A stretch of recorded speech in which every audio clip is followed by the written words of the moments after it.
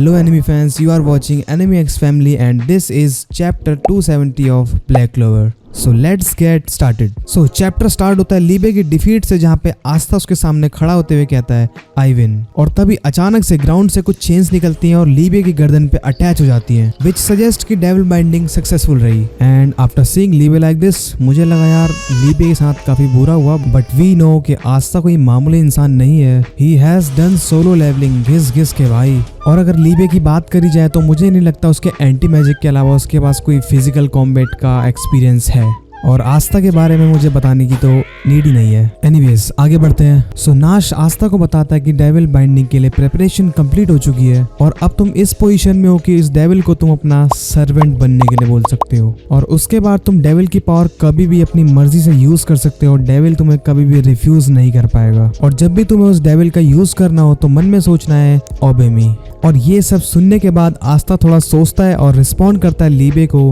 Be my friend.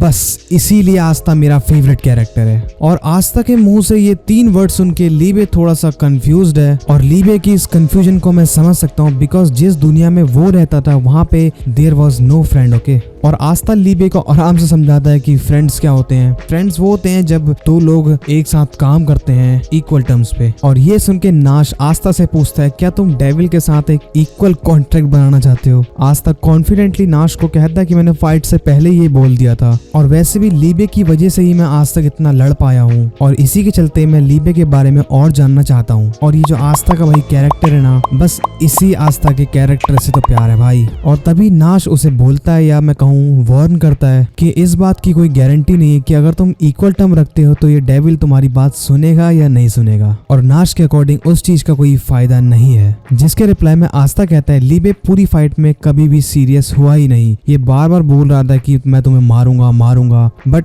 This guy was holding back. और यहाँ पे शायद नाश आस्था को समझ नहीं पा रहा है, बट हमें पता है कि आस्था किसी भी बंदे का इनर सेल्फ जानने में काफी ज्यादा अच्छा है, और इसी वजह से वो लीबे को समझ पा रहा है और वो लीबे के साथ एक इक्वल कॉन्ट्रैक्ट करना चाहता है। और तभी हम देखते हैं नाश का एक डेविल आस्था को बेवकूफ कह रहा होता है, और नाश उसका रिप्लाई करता है yes he is. And back again Aastha Liebe को इंस्पिरेशन देता है कि हमारा जो एनिमी या फिर कॉमन गोल है वो सेम है, जो कि बुरे लोगों को क्रश करना है, और ये चीज उन्हें साथ करनी चाहिए। और ये सुन के लीबे आस्था को कहता है you really are a total idiot.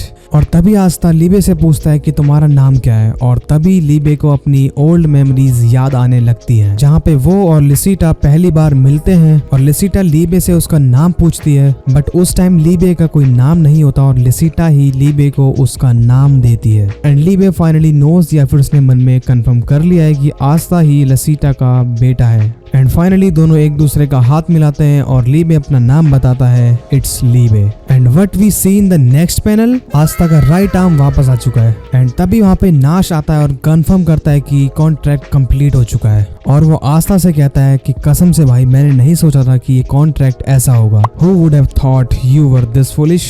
और नाश आस्था से कहता है कि तुमने सही डिसीजन लिया, जो कि मैंने तो एक्सपेक्ट नहीं किया था भाई। I don't know why, but जैसे ही मैंने ये देखा कि नाश ने ऐसा कहा, मुझे ऐसा लग रहा है, बस लग रहा है कि नाश ने अपने जो डेविल्स है उनके साथ भी फ्रेंडली टर्म्स पे ही अपने जो कॉन्ट्रैक्ट है वो कंप्लीट किया होगा, क्योंकि नाश का जो रिएक्शन है वो काफी ज्यादा रिलीव्ड है। और तभी हम देखते हैं नाश कहता है people who are right aren't necessarily rewarded। तो आज से तुम्हारी सीरियस ट्रेनिंग स्टार्ट होती है। और ये कहने के साथ साथ ही हम देखते हैं कि नाश के डेविल जमीन से निकल रहे होते हैं और धीरे धीरे नाश को कवर कर रहे होते हैं, जिसमें से एक डेविल लिटरली भाई भेड़ जैसा था। इन द एंड नाश की हम फाइनल ट्रांसफॉर्मेशन देखते हैं, जो कि उसके चारों डेविल के साथ कंबाइंड होके बनी है, और वो आस्था और लीबे दोनों से कहता है कम एट मी एंड डिफीट मी। और यहीं पे चैप्टर एंड होता है। चैप्टर बहुत अच्छा था भाई, चैप्टर को पढ़ने में बहुत ज्यादा मजा आया, और जो सबसे ज्यादा डिसअपॉइंटिंग लगा मुझे दैट वाज नाश की ट्रांसफॉर्मेशन। मुझे सच में नाश की ट्रांसफॉर्मेशन बिल्कुल अच्छी नहीं लगी भाई। यस कुछ नया सा था, बट